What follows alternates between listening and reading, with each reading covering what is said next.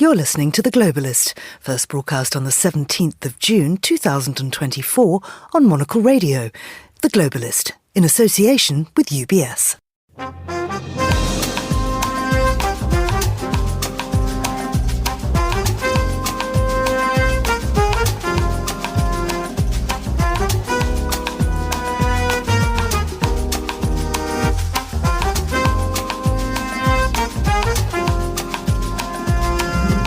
Hello, this is The Globalist, broadcasting to you live from Midori House in London. I'm Georgina Godwin. On the show ahead, the Israeli Defence Forces announced a tactical pause to allow aid into southern Gaza. But it seems this came as a complete surprise to the cabinet. We'll have the latest from the Middle East. South Africa announces a government of national unity, or a GNU, with Cyril Ramaphosa still at the head. But is this the GNU Dawn the country voted for? Then, there is some extremely limited interaction with those who have come here to shape the fate of nations and so forth.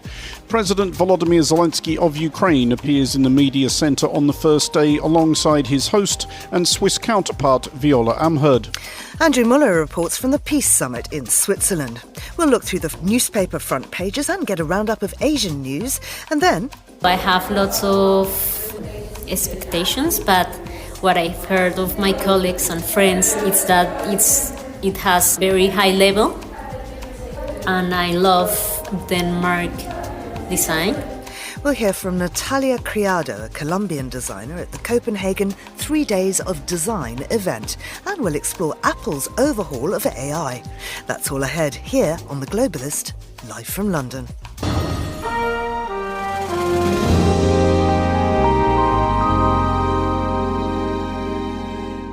First, a look at what else is happening in the news. European Union leaders will debate policy goals for the next 5 years, from defence to the economy, and who to place in top EU jobs when they convene in Brussels today.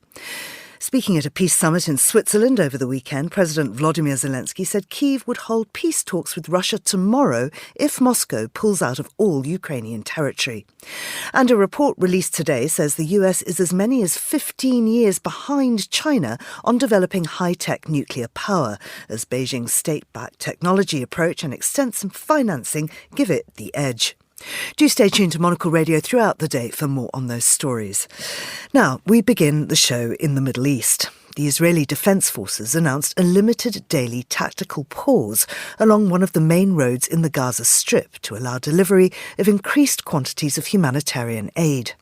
However, Israeli Prime Minister Benjamin Netanyahu criticised the plan, and the National Security Minister Itamar Ben-Gvir denounced the idea, saying whoever decided it was a fool who should lose their job.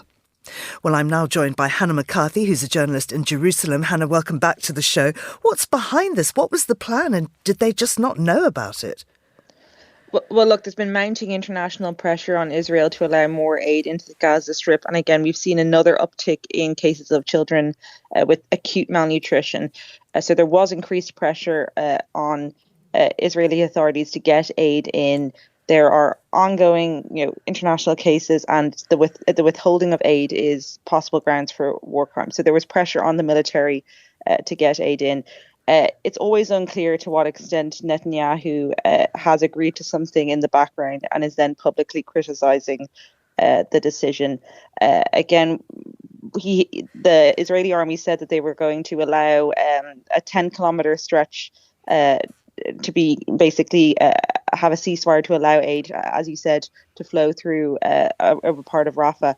Benjamin Netanyahu was then quoted on Israeli TV later saying, "We have a country with an army, not an army with a country." And he said this shouldn't happen. But he hasn't actually cancelled this arrangement. He hasn't said that this is not going to happen or backtracked on it.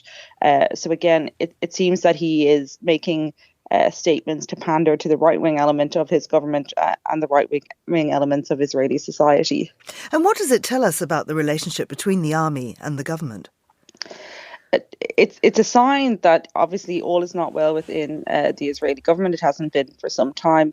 And again, it's hard to see how there can't be, elections sometime soon if there's this level of breakdown between the organs of government and the decision making. And again, if you have an Israeli prime minister who will not publicly align again is making decisions and then publicly contradicting himself, or has lost confidence, or the army has lost confidence in them. Again, this is not a recipe for a healthy government. And again, there has been protests throughout Israel across the weekend demanding elections before the 7th of October. And this is going to add pressure to that. And of course, news came this weekend of further IDF casualties. What more do we know about that? Sure. So over this weekend, 11 funerals have been held for IDF soldiers who were killed in Gaza. So again, it's another... it'll be news that will tell the Israeli public that this war has not been won by any stretch. Hamas has not been annihilated. And again, many people are saying, look, the deal is the only way to get the hostages back and to stop, the deaths of Israeli soldiers. And again, people are saying that, look, if the deal had been done, months before, these soldiers would not have died. And is there any update on the Israeli hostages being held in Gaza? Look, as people are probably aware from news reports, there was another deal that the US has said Israel proposed. This was approved by the UN Security Council. Hamas has said it welcomed it, but wanted some amendments. It wanted an upfront permanent ceasefire. The Israeli government described that as a rejection of the deal. They said that these changes were not acceptable. But really, sticking points are usually not sticking points when both parties actually want to make a deal. And I think what we're seeing here is that Hamas simply don't trust the deal that's being proposed by Israel. Netanyahu has not publicly come out and supported it. What we're getting is this kind of around the about diplomacy where US President Biden keeps emphasizing that Israel has proposed this deal, but the Israeli government is not rolling in behind the deal and giving the kind of confidence that Hamas would probably need to actually forge ahead with the deal. So pretty much a stalemate there right now. That's what it seems like yet again. What can you tell us about the situation on the border between Israel and Lebanon? Sure. So again, there's been an uptick in strikes in southern Lebanon, and over the last few months, Israel has also been targeting deeper into Lebanese territory. There have been strikes in the Bekaa Valley, and there's real concern that what is happening in southern Lebanon could trip into a full-blown war. So the US is sending an envoy to Israel to help with the diplomatic negotiations around this border area. Hezbollah, the armed group that controls southern Lebanon, is under a previous agreement not supposed to be in the southern border area. There's these background negotiations about whether Hezbollah might move from this area. That seems unlikely at the moment. At the same time, we're getting this rhetoric from the Israeli army that these kind of escalations are not acceptable, and that they're saying that Hezbollah's increasing aggression is bringing us to the brink of what could be a wider escalation. And again, Israel is keen to get displaced communities in northern Israel back to their homes. But at the same time, that just doesn't seem possible on the basis of the security situation there. Now, as you mentioned, anti-government activists in Israel have begun a week of protest to push the government to step down. What are the details of that? Again, so these kind of protests have been ongoing for over a year now, and they go back from beyond the war, when people remember that there was widespread protests over judicial reforms. So it's similar to what happened then. People are taking over highways. They're setting fires. Protesters are being bussed in around the country, saying we want a hostage deal and we want elections. And again, it does seem like the energy that we saw, at the beginning of last year has come back to those protests after the 7th of October. Though those protests basically stopped, but there does seem to be a renewed vigour to oust the current government. What can you tell us about ultra-Orthodox young men and women and being conscripted into the army? That's developing into a large row. Sure. So there's been a kind of long-standing issue that very religious and ultra-Orthodox communities in Israel have demanded an exemption from military service. This has been this has been a sticking point for other members of Israeli society who say, why should we sacrifice our sons and daughters in the army if you're not willing to sacrifice as well? It has been complicated by the reliance of the current government on right-wing factions who support this exemption, despite the fact that the Israeli army say we need a broader number of reservists. We need as many people from the ultra-Orthodox community serving in the army as possible, particularly during a wartime when we have mounting casualties and depleted resources. So we have kind of stronger public statements from the more moderate and secular wings of the Israeli political establishment coming out and saying the Orthodox community must serve in the same numbers as the rest of the Israeli society. Now, you're in Jerusalem, Hannah. I wonder what the feeling is there. Again, I think with the protest, there's definitely a focus on the protest again that feels again similar to what we saw at the beginning of last year. I think elections are a much bigger focus now than we'd seen earlier in the year, and there is definitely a sense that Netanyahu and the current government cannot stay. Hannah, thank you very much indeed. That's Hannah McCarthy in Jerusalem there. And this is The Globalist.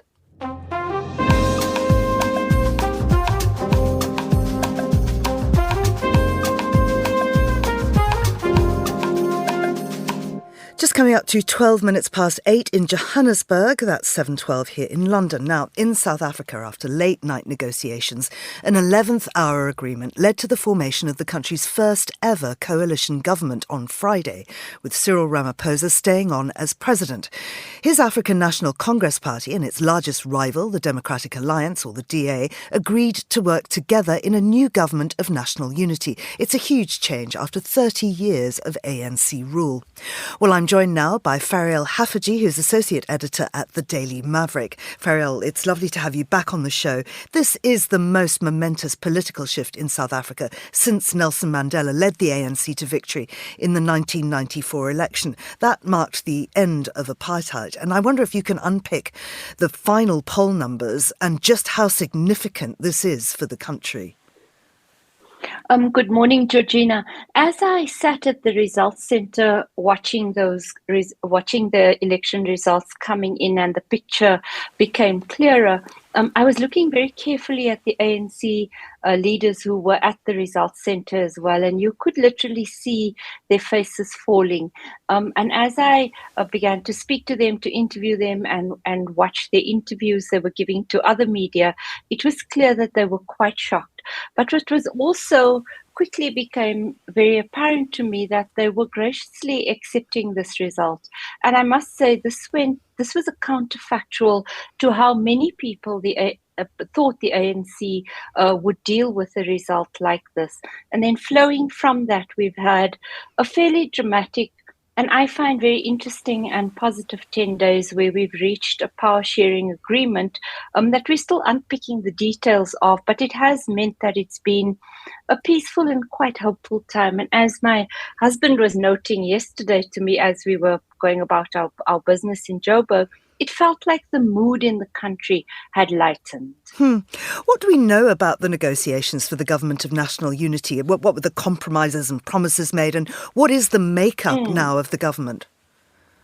You know, unlike the Netherlands or many countries in the north, when you have these long periods to make coalition governments, you can reach stasis. So, in fact, it was a good thing that our political leaders only had 14 days to do it in. And in fact, the Chief Justice, Raymond Zondo, truncated that to 12 days. So they had to make an arrangement by last Thursday. Obviously, there was a lot of horse trading. President Cyril Ramaphosa faced with three options, and the ANC, as the largest party, chose this government of national unity, which for him was going back to his political beginning, at any rate 30 years ago, because that's how the transition from apartheid to democracy happened. They chose a government of national unity. So he obviously went back to the history books and has gone for something which saw a peaceful transition then, and which I hope will see a second transition now that works for more people. So it's the ANC, the DA. Are there other parties within that? There's lots of other parties. I think some of the spin at the weekend has made it sound as if this is a grand coalition of just the ANC and the DA. It's true, the two together hold about 63% of the vote in total, which is quite big. But there are lots of other parties going to form part of this government of national unity. And in a country like ours, I think it's very important that you do form a kind of united democratic front of more than just the two parties for both reasons of history and of the future. So the DA has been described as a white-led party, and indeed their leader is white, and I know the party's taken exception to this.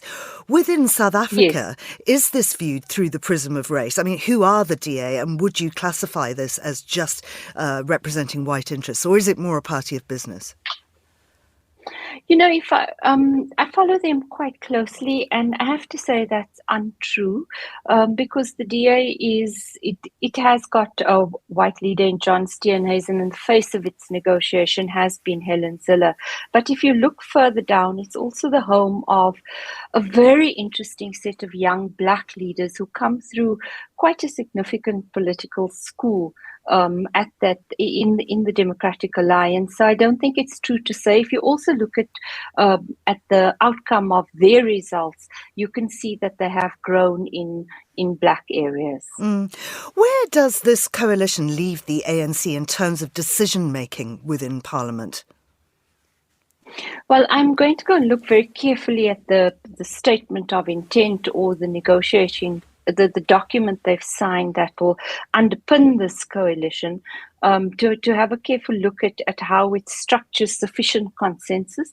This was the concept that Nelson Mandela used with great wisdom to guide that first government of national unity. And what he said at the time was, you must try and never get to a point where you have to exercise your majority. You must negotiate and find consensus.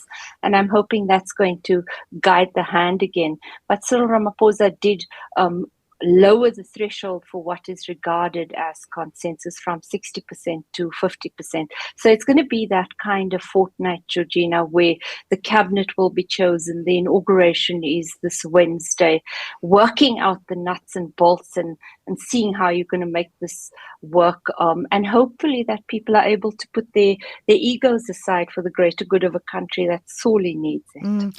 What of the left-leaning economic freedom fighters, or the EFF of Julius Malema and the former President Jacob Zuma's Mkhonto weSizwe, which, of course, we know was created just months before the election? What have they said about the results and the formation of the government? Will they feed into what you're hoping for, which is this government that puts the interests of the country first?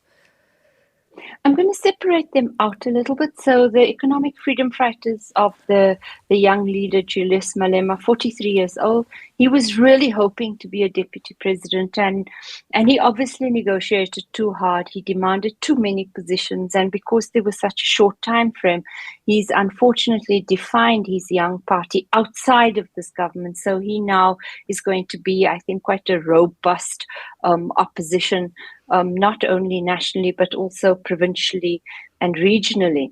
The MK party is a whole other kettle of fish. It has been the story of this election. This is the party, the splinter breakaway led by the former President Jacob Zuma, who held a big, long media conference last night.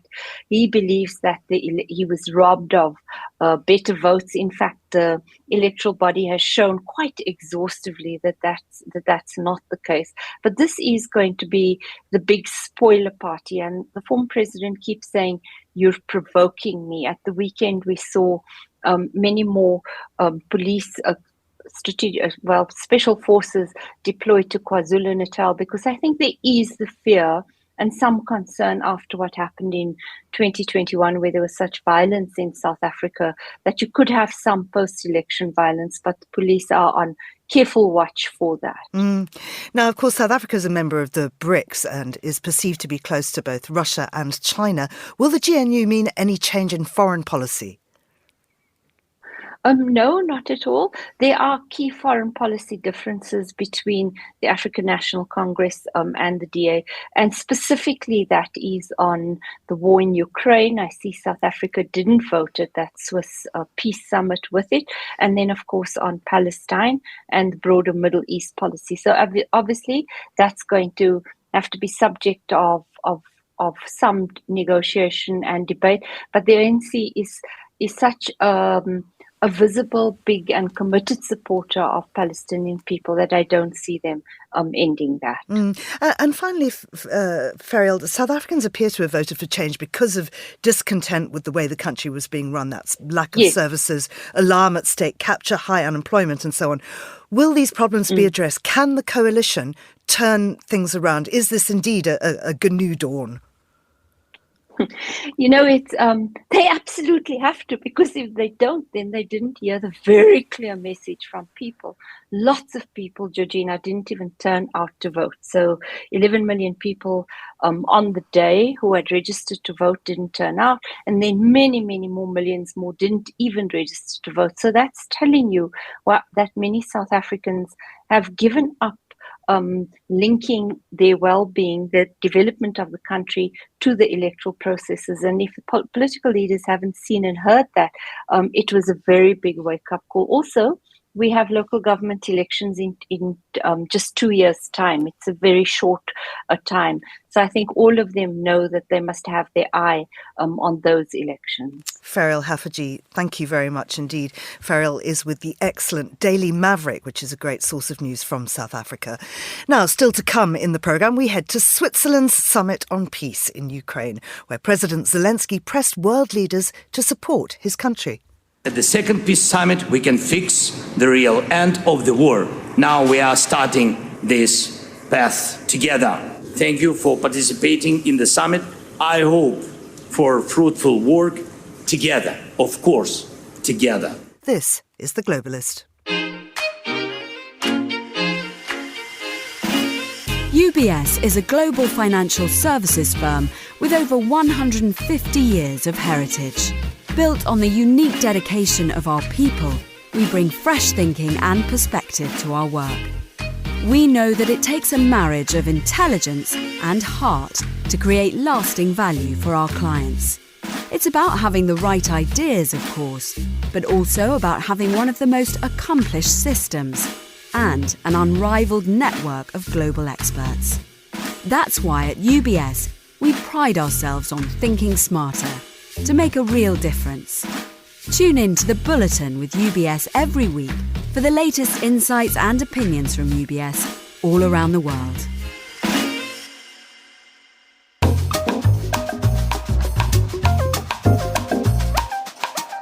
Let's continue now with today's newspapers, and joining me in the studio is author and political journalist Terry Stiastany. Good morning to you, Terry. Good morning. Now, of course, we know the Euros are ongoing at the moment. I couldn't be less interested, but lots of people are. And if there's one man that's more recognisable worldwide than one Frenchman more recognisable worldwide than Macron, it is Kylian Mbappe. He is the captain of the French team. Yes, and, obviously given sort of the absolute chaos, I suppose, in France around the election, it's interesting, often sports people are really reluctant to get involved in politics. They always say, sport is separate.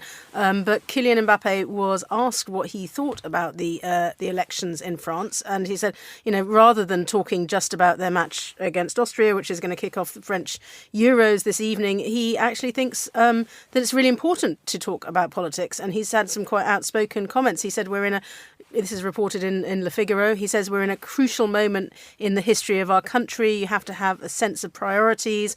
We are citizens, but you mustn't be disconnected from the world which surrounds us. And he went on to say this is an unprecedented situation. He wanted to talk to the young generation, and he's really worried. He said we can see that the extremes are close to power. We've got the opportunity to choose our future, and saying that I hope people will make a good choice, and I will still be proud to wear the French number 7 shirt on the day of the election. So, that's a massive boost for Macron.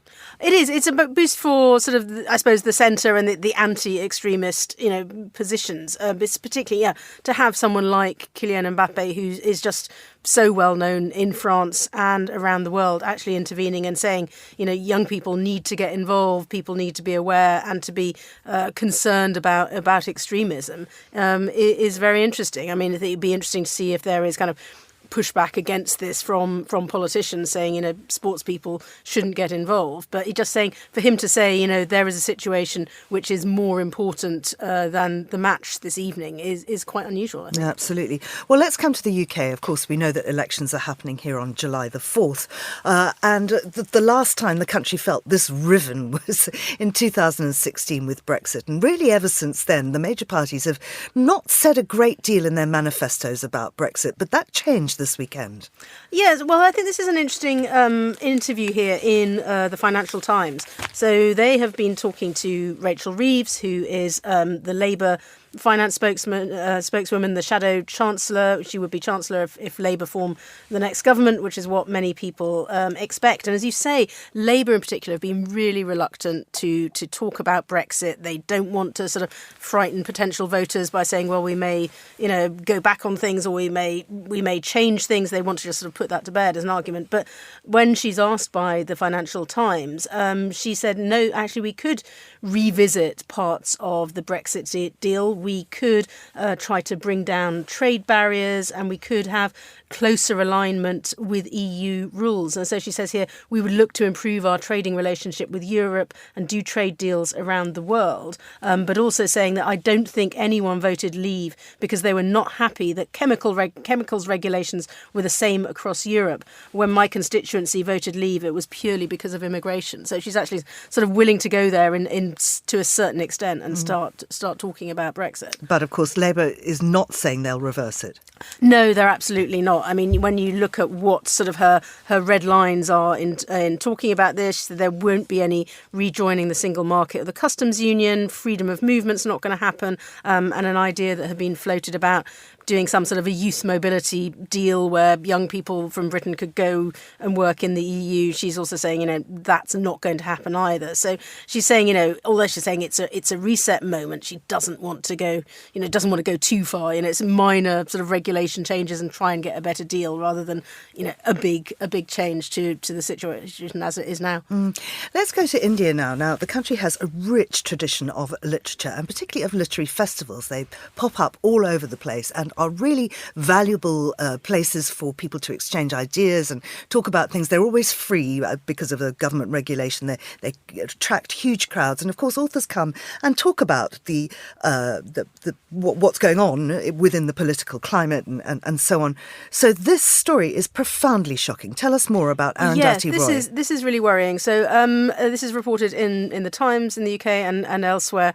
And it is suggesting that Arundhati Roy, who of course won the Booker Prize, could be prosecuted for remarks that she made at an event in 2010. Now, she's been, well known as a critic of Modi, and she obviously gets a lot of attention when she speaks. But because at a while ago she said that she made comments at a public event in 2010 saying that Kashmir was never part of India, that both she and a Kashmiri academic who were appearing with her at this event could potentially be prosecuted, and not just prosecuted, but prosecuted under anti-terrorism legislation. And people are seeing this as a sign about how the government is planning to carry on. And although there is a legal commentator here saying that this law shouldn't apply in this case because it's supposed to be a law about violent attacks and violent acts. So the lawyer is hopeful that the prosecution won't succeed, but it's quite worrying here that the government is trying to push this and trying to stop people like Arundhati Roy making criticisms of the government. And I mean, it's going to have a huge effect on all these literary events that take place across India. People will be afraid to speak out, and that's the opposite of what they're meant to achieve. Finally, let's talk about this wonderful German TV favourite, Dinner for One, which they watch I think it's New Year's Eve. Yeah, every New certainly. Year's Eve, yes. Which I've seen a few times too. It's. I mean, you tell us about it and tell us now what they're planning to do. Yes, so Dinner for One is a kind of a part of every German and Austrian, I think, as well, New Year's Eve tradition. You sit down and you watch it. It's a really short 1960s English language sketch about an old lady and her butler with this catchphrase, same procedure as every year. But now Amazon and German film studios are thinking of making a prequel to Dinner for One, which apparently is going to be, so from a 10-minute sketch, this is going to go to a series which is apparently provisionally titled Dinner for Five, and it's going to go back in time to Miss Sophie, the main character, when she's around 39, and it sort of sounds like it's going to be a murder mystery. So although this is going to be filmed by Ufer at Babelsberg, big names in Germany with an actress who is well known in a German TV drama, I'm really not sure about this because it's such a well-loved thing, and to spin it out, this sort of old sketch into a prequel and make it a whole series. I'm not sure if there's going to be kind of enough to sustain it, but maybe it's an idea that they could expand on. But I'm not sure there's quite the material there, and I think it's always dangerous to mess with something that's really well loved by people. That's true, but then if you look at, the same procedure as last year, madam. We know how it ends always. Very clearly, the butler did it. Well, very clearly, yes. I think the backstory of the butler is going to be interesting because there's obviously there are some good characters there. Whether there's enough to build it out into a whole Amazon series, but obviously they're going to try. Terry Stiasny, thank you very much indeed. Now, here's what else we're keeping an eye on today. European Union leaders will debate policy goals for the next 5 years, from defence to the economy, and who to place in top EU jobs when they convene in Brussels today. Germany's Ursula von der Leyen is in prime position to secure a second term as head of the EU executive. Former Portugal Prime Minister Alberto Costa is set to become the next president of the European Council, and Estonian Prime Minister Kaja Kallas is in line to be nominated High Representative for Foreign Affairs, ensuring a balanced geographical and political spread of jobs across the bloc. At a summit in Switzerland, Western powers and their allies denounced Russia's invasion of Ukraine, but they failed to persuade major non-aligned nations to join their final statement, and no country came forward to host a sequel. President Volodymyr Zelensky said Kyiv would hold peace talks with Russia tomorrow if Moscow pulls out of all Ukrainian territory. We'll have more on the summit in a moment. And a report released today says the US is as many as 15 years behind China on developing high-tech nuclear power, as Beijing's state-backed technology approach and extensive financing give it the edge. China has 27 nuclear reactors under construction, with average construction timelines of about 7 years, far faster than other countries, said the study, which was by Information Technology and Innovation Foundation, a Washington-based non-partisan research institute. This is The Globalist. Stay tuned.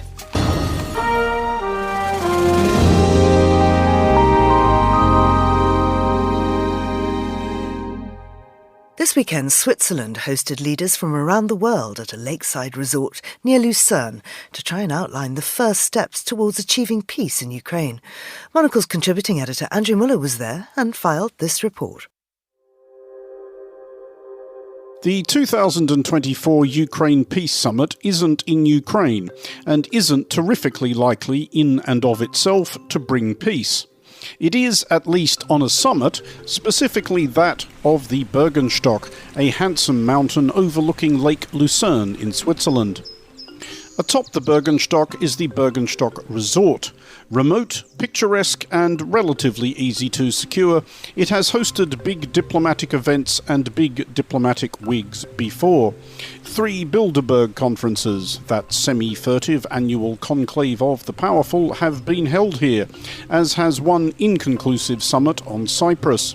Other guests have included Hafez al-Assad, Konrad Adenauer and Jawaharlal Nehru. Less consequentially, but more glamorously, Sophia Loren and Audrey Hepburn both lived here for a bit. Getting up here this particular weekend, at least for those of us who didn't bring our own helicopters, is not a straightforward undertaking. Media have to meet a shuttle bus from the nearby town of Stans, possibly, who knows, founded like Rome by 2 wolf-raised brothers, though both called Stan. One big bus takes us up one of Switzerland's more winding roads to an improvised media accreditation centre at Obergen. Once in receipt of laminates and lanyards, smaller buses take us up the roads on which the big bus wouldn't fit. The rolling green meadows en route are settled intermittently by temporary military and police outposts.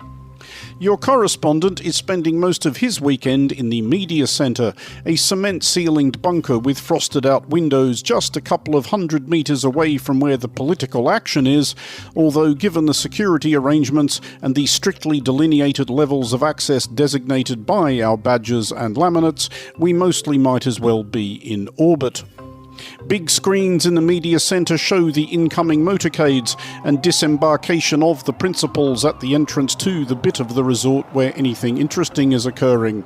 Some earnest film crews film the screens, less earnest journalists photograph the film crews filming the screens. The first instance of the last refuge of the despondent journalist, i.e. interviewing other journalists, is witnessed before lunch on day one. There is some extremely limited interaction with those who have come here to shape the fate of nations and so forth. President Volodymyr Zelensky of Ukraine appears in the media centre on the first day alongside his host and Swiss counterpart Viola Amherd.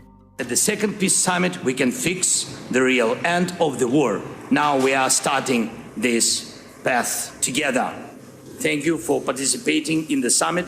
I hope for fruitful work together, of course, together. He speaks in English for about 10 minutes and doesn't take any questions. It is quite difficult not to feel sorry for him at this point, a man who has an unarguable case, i.e. that his country has been invaded and terrorised for no good reason at all, but is still having to find new ways to make it so that the world's attention does not drift any further. Intermittently, there are invitations to escape briefly from the media corral and go outdoors and join a press line for some panjandrum or other, perchance to bark an incoherent question and receive a non-committal answer while swatting aside television cameras and getting elbowed in the ribs by photographers. In general, we hear about these between 10 and 20 minutes after they've already happened. Your correspondent does manage to wangle a place in the gaggle to greet President Emmanuel Macron of France. He keeps us waiting for 45 minutes, honestly, who does he think he is, before breezing cheerfully past without stopping. One desperate hack bellows at him in English, "Mr. President, do you feel the spirit of Bürgerstock?" Possibly he's on a commission from the proprietors. Macron replies, grinning and without breaking stride, "Yes, I do." The laughter from the French media contingent as Macron disappears has an unsurprised tone to it. He does this kind of thing, I am reliably, if wearily informed, pretty frequently. We have a bit more luck on day 2. There is a joint press call in the media centre comprising Zelensky, Amherd, Canadian Prime Minister Justin Trudeau, Ghanaian President Nana Akufo-Addo, Chilean President Gabriel Boric, and European Commission President Ursula von der Leyen. They all say what you'd reckon they would, pretty much, and don't take questions. However, Zelensky returns alone for a sort of curtain call, and does take questions, and it's a reminder that above and beyond his place at the centre of a great crisis, he is one of the great natural communicators, punchy, pointed, just occasionally as droll as his dreadful circumstances permit. Catering is served in bowls constructed from recycled plant waste, which contain not yet recycled plant waste. On the first evening, as we peck at dinner in the cafe, a quartet of 4 young women are shepherded through. They are clad from head to foot in white lace, their faces painted a matching hue, clearly part of some sort of entertainment being laid on for the VIPs.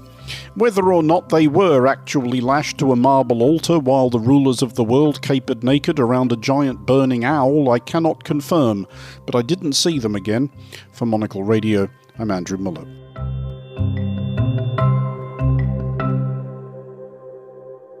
Many thanks, Andrew. You're with Monocle Radio.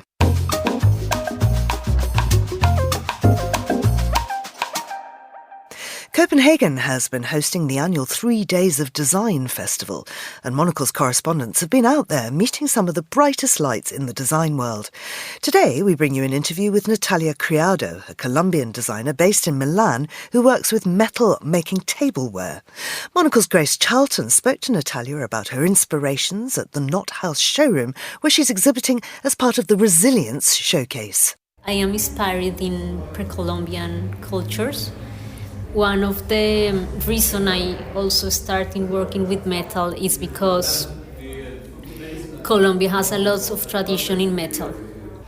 If you see our mountains, Los Andes, it has lots of gold and silver and lots of this material in the earth. So I start looking into my past, and the idea is to bring this pre-Columbian culture that was getting lost into today.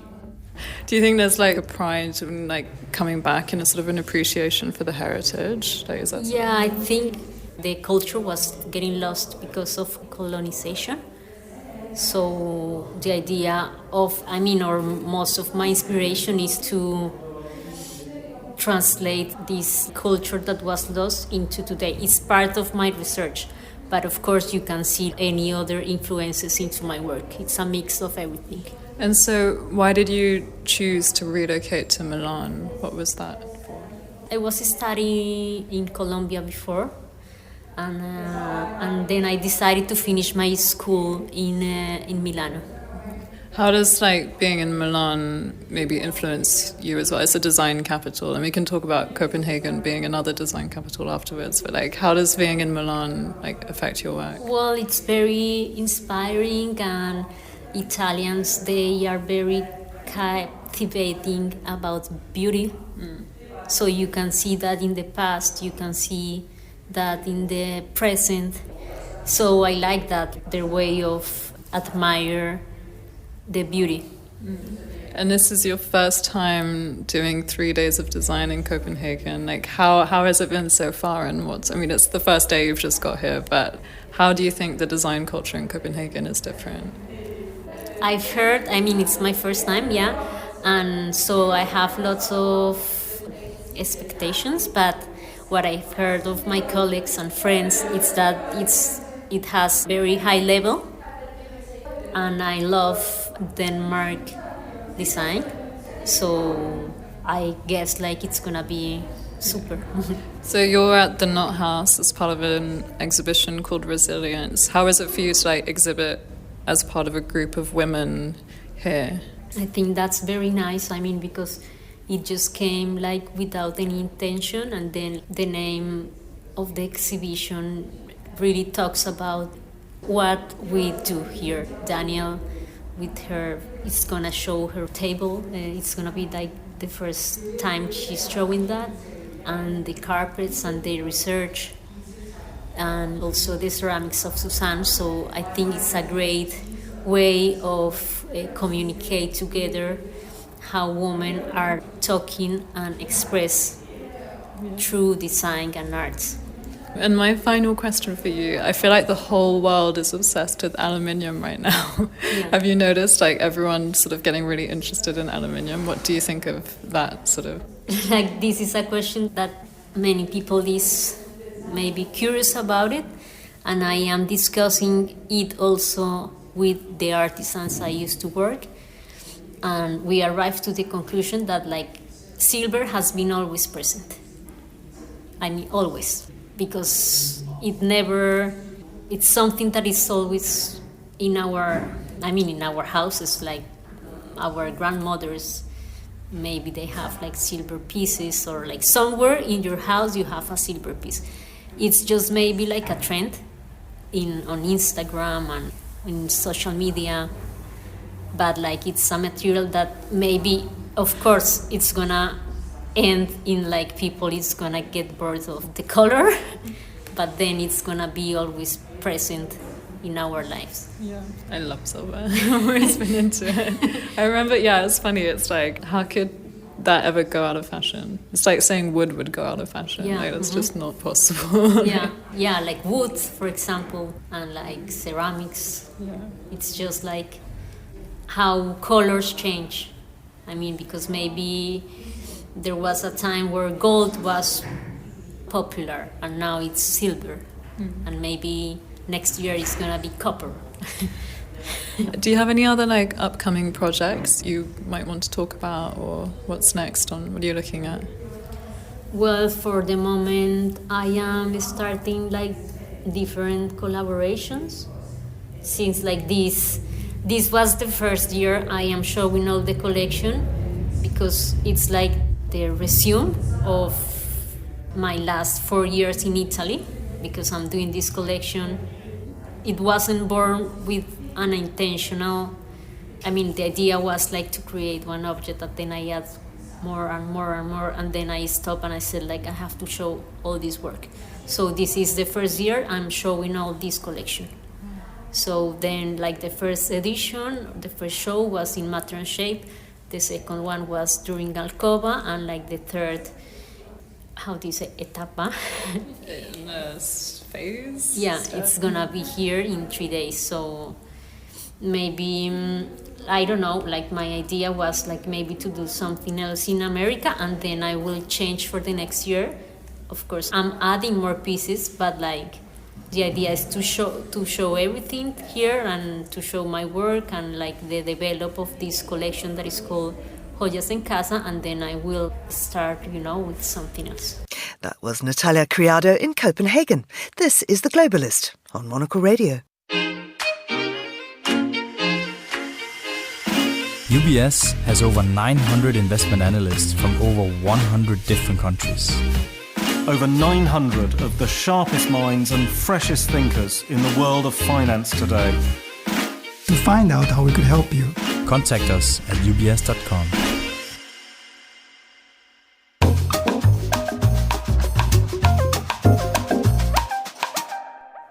It's time now for our Asia Pacific News Roundup, and I'm joined by Monocle's Asia editor based in Bangkok. That's James Chambers. Good morning to you, James, or hello to you, James. We're going to start with some breaking news from the South China Sea. Yes, that's right, Georgina. We were all looking ahead at this week because the Chinese Coast Guard has this new law in place, which means that they can unilaterally arrest any foreign ships that enter the South China Sea, which they basically claim all of. And so we were waiting to see this week how they were going to implement that. And then just this morning, there was a collision between a Chinese vessel and a Philippines ship, one of these supply ships that the Philippine armed forces send to this old ship that they kind of ran aground to try and enforce their claims to some of the sea. So even though it's not a case of the Chinese Coast Guard using these new laws, it's perhaps a more worrying incident because tension in that part of the world seems to be ratcheting up this year, and this clash between China and the Philippines over these claims to this part of the sea seem to have overtaken all of the concerns we had last year about China and Taiwan. And I mean, this looks like it wasn't an accident. This was China deliberately targeting this ship. China particularly doesn't like these resupply ships because the Philippines. They sunk this ship decades ago to enforce their claims, and they have soldiers living on it, and so these Filipino soldiers need to be resupplied, and so China really doesn't like the fact that this ship is there, that the Filipinos keep on sending these resupply ships, and so they interfere with these ships when they come across them. So it's not a case of the Coast Guard, the Chinese Coast Guard, spraying Filipino fishermen. This is a state-to-state clash, and it who knows what could come from this, because at the moment where we in the Philippines, where Ferdinand Marcos Jr. is now in charge, he's much more confrontational, and he said he's going to stand up for the Filipino claims to this territory. So it's a very different ball game to when Rodrigo Duterte was in power, and he was basically willing to roll over to Chinese claims in these areas. So these incidents are happening more and more. Today, they're calling it a collision. I mean, the Chinese Coast Guard has come out to call it a collision. The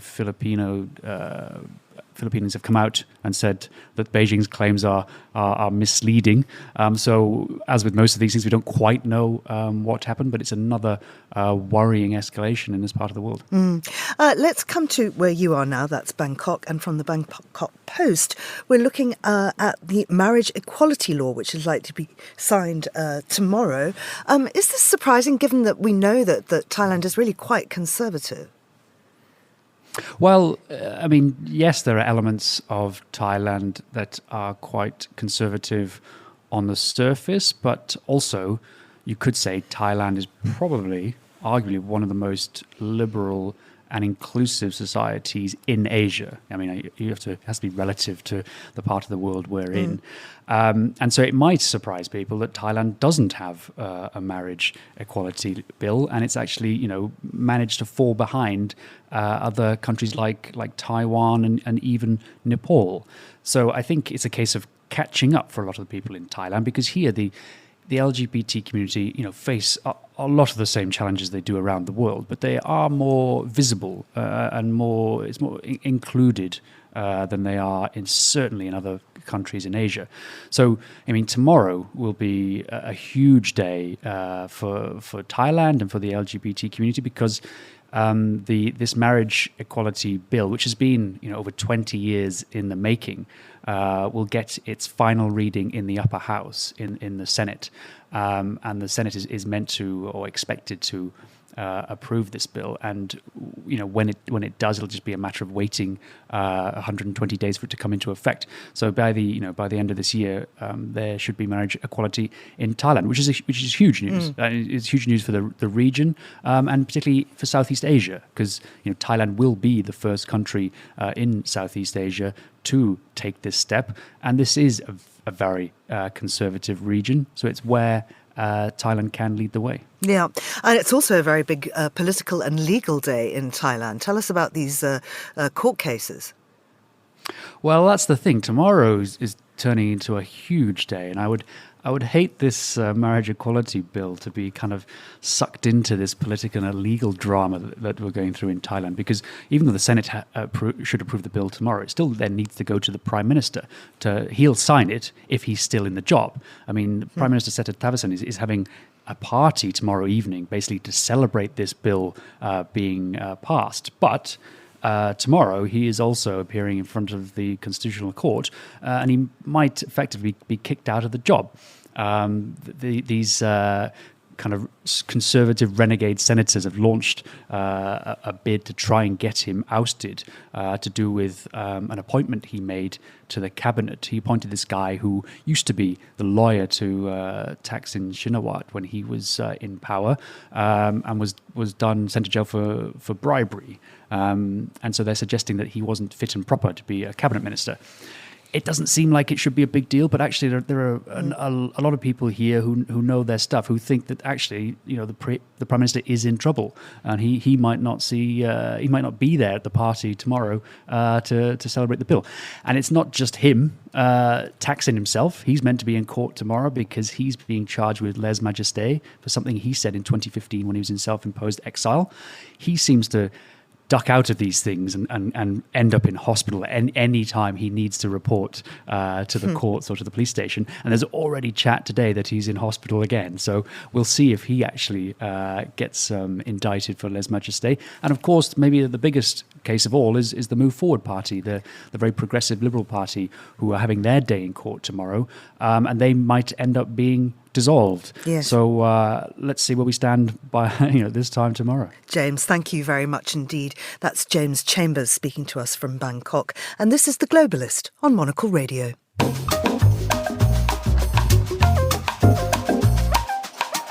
Well, Apple has launched its generative artificial intelligence, which was announced in a keynote speech by the CEO, Tim Cook, at the Worldwide Developer Conference. And we're joined now by Monocle's technology correspondent, David Phelan, to tell us more. David, good morning to you. Good morning. Tell us what was said at this conference about AI. Well, a huge amount. This conference, I've been to it every year for the last, well, I can't even count, 12 years, I think. I didn't go this year, but I'm sort of quite glad because so much was announced that it's taken me all week to begin to digest it. But you're right, as well as all the regular stuff that, new apps and upgrades to different parts of the software that are always announced, the big focus was what they're calling Apple Intelligence. That's their take on AI, and the implication is that's what AI should really stand for. And it does look like it will be quite transformational for our iPads and Macs and iPhones when it arrives later this year. So tell us in real terms, what do these changes include? So it's all to do with, they would say it's all to do with being useful in a way that artificial intelligence hasn't really been before, because it is so deeply integrated into, for example, your iPhone, which has your contacts, has your emails, has everything else that's personal to you. And Apple Intelligence will have access to all that and therefore can do clever things. So, for example, if one of the examples they gave was that if your mom is coming to stay and you can't remember, did you arrange to have lunch? And her plane might be delayed. The intelligence in Apple Intelligence will be able to check which flight she's on from the message that she sent, then check if the flight is delayed, then tell you what the traffic is likely to be from the airport. And it will also go through previous messages to see, oh, yes, you did arrange to go for lunch, and to check whether the booking was made. So all these things sort of sound mundane, but when the iPhone is doing them for you, instead of you having to make a phone call or check your messages or scroll through emails, it could save you a lot of time. It sounds, absolutely extraordinary. What about privacy? Well, it's good that you mentioned that, because this is always the thing that Apple has banged on about more than anyone else. Not least because they say that other companies like Google take your data and then they sell it or they use it in inappropriate ways. Privacy is key to this. They're going to do everything on device if they can. And if they can't and they have to send something to a server, because cloud intelligence obviously can be much more powerful than what's on your iPhone or Mac, then it will go only to Apple servers with particular software that can be independently verified, never store your data, and keep everything as clean as possible. And they also introduced a deal with ChatGPT from OpenAI, which will give further capabilities, but that is very much opt-in, and every time it says, can I share this photo or can I share this data, before it does so. And Siri has had a big upgrade too. Yes, this is good. Siri was the first virtual assistant, and it has really lagged behind in recent years, but it's now going to be brought up to date, and hopefully, they say, is going to suddenly be cutting edge again. Again, it will be able to use everything that's on your iPhone, so that when you say the virtual assistant's name, I'm not going to say it again, because ever since I said it, my little thing is flicking on my Mac now. It's trying to work out what I'm talking about. It may join the conversation, we'll see. But it will be able to handle more complicated questions. It will understand what you've just said, and then if you're referring back to it, it will understand that as well. And brilliantly, it will even be able to tell you how to do certain things on your iPhone. If you want to know how to scan a document on your iPhone, which is a really useful thing to do, but lots of people don't know how to do that, you can ask Siri that, and it will just give you the instructions. So suddenly, people who feel that they're only scratching the surface of what their iPhone or Mac can do will be able to do more. David Phelan and David Phelan's Siri, thank you very much for joining us here on The Globalist. And that's all we have time for on today's show. Thanks to our producer, Laura Kramer, Tom Webb and Chris Chermak, our researcher, George Ruskin, and our studio manager, manager Mariella Bevan. After the headlines, there's more music on the way, and I'll be back with The Briefing, which is live at midday in London. Lots of breaking news and analysis coming up on that show. The Globalist will return at the same time tomorrow. I'm Georgina Godwin. Thank you for listening.